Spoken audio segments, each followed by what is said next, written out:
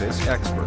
Time now for your morning brief. Chris, Rachel in for Nicole today, and I'm Emily. And of course, if you've been watching the news, if you've been watching us the last 24 to 48 hours, you would have heard about the massive tornado that tore through parts of Nashville, Tennessee. Now take a look at some of this imagery. This is kind of the aftermath. Yeah, it's very devastating. I mean, March is not uncommon. They're still calling it a winter tornado, Rachel, you were mentioning. And it was this day last year? Very eerie. In 2019, March 3rd in Alabama, very similar setup happened in Lee County, and over 20 people died in that event as well. So it was exactly to the date. Wow. In the United States, tornadoes can happen on any month of the year. And now we take a look at a storm system moving across Atlantic Canada because...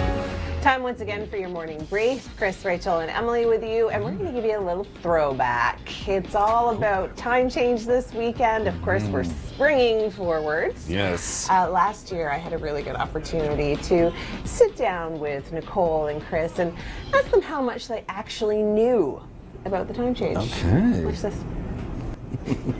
I like this one better, the spring forward, because you get so many benefits once we finally do it. And you're driving home in the daylight, and the snow is melting, the days are long. I know. It's the later sunrise, though, you got to adjust to as well. But, absolutely. You know, there's a couple things that you can do in order to make the time change transition a little bit easier, and that is limiting your screen time 1 hour before you go to bed, limiting coffee consumption at least 6 hours before bed, and alcohol within 1 hour of bedtime. Okay, I might have a problem with that. I got rules. I'm going to have a problem with all of those. Good for you, Rachel. She's so good at that kind of stuff. Yes, Awesome. a font of knowledge.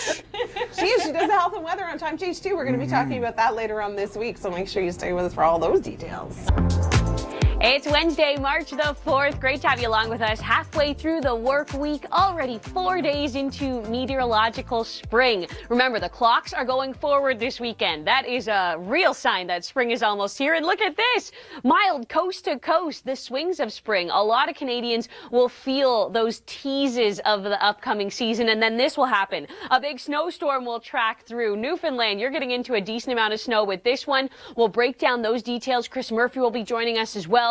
We're also talking about some really windy conditions across Alberta, snowfall warnings within the foothills, and we do have another system coming into play tomorrow, bringing rain for Vancouver and snow for the coastal mountains.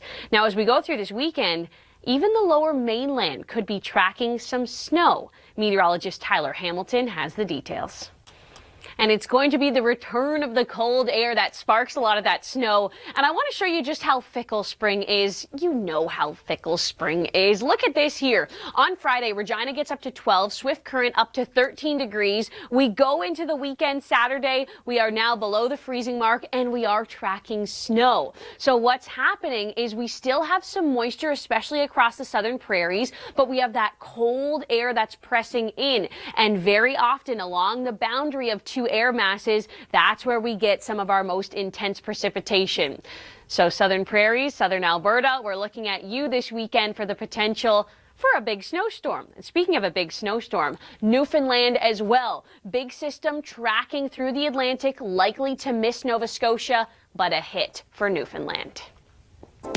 Happy Wednesday. Thank you so much for spending some time with us here at the Weather Network. I'm Rachel Schoutsen, and Chris Murphy is going to be joining us shortly with all the details on the messy system in Atlantic Canada. And wow, what a burst of snow we saw across Alberta this morning as that squall line came through. Those conditions easing as we go into the afternoon, but flurries still flying for portions of the prairies, and we'll get into those details coming up.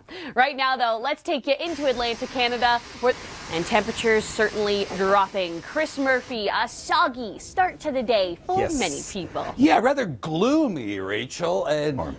Oh, Chris, you got it. And I'm going to give you 20 more seconds, okay? Can you explain the next system that's coming for Atlantic Canada as well? Yeah, no pressure there. All right, so the next one that we're looking at, first of all, the high pressure coming in, that one very, very closely. You got it. So, Chris, are you just confirming that if anyone thinks spring is around the corner, it is not? Yes, clearly. Although it does look like there will be some warmer air coming into the Great Lakes for the latter half of the weekend, but before then, we've got some weather. We do. We've got some snow, and it's moving across Manitoba today into the northwest of Ontario tonight and throughout the day. So we are looking at this system pushing further to the east. I want to show you some of the snow that we're expecting across the northwest here. Thunder Bay could see another 15 centimeters of snow along the shores of Superior. Now, across the GTA in southern Ontario, that's where things are a little more tricky. We're trying to pinpoint exactly who could see some measurable snow. For now, it looks like this should be moisture starved by the time it hits the GTA. It's great to have you along with us today. You are watching the Weather Network. I'm Rachel Schoutsen, and very shortly we will be joined by Dr. Doug Gillum and Chris Murphy. We've got some big systems brewing for the weekend, and they're going to break down all those details. But for today, the rain wrapping up now through the Maritimes, but the bulk of this system just moving into Newfoundland. Rain, freezing rain, then back into snow. Everyone in the Maritimes feels that temperature drop by the time we go into tomorrow. This afternoon is the mild day, mild enough for rain, yes, down in Truro and Sydney, but tomorrow, snow, flurries back into the picture. Very windy conditions as well. So that is definitely going to be uncomfortable, in my opinion. And then we will be cold enough for snow right across Newfoundland tomorrow. Into Ontario, clear day today, but a system approaching, cloud cover building through the day, snow moving in through the evening hours. And then by the time we're into late Thursday and Friday morning, looks like the GTA could see a swath of snow. And I know Doug is going to touch upon those details. Could be a tricky drive, though. As we take you now across the prairies, a little bit of snow today throughout the Interlake region of Manitoba. One in Saskatoon. We saw very windy conditions in Calgary. Those winds continue to ease. And before we get to the Long Ranger, let's take a look at this. Andrew, thank you so much for connecting with us, for sharing your weather. We've got rain moving back into the picture and then freezing levels dropping. And here's a look at that story.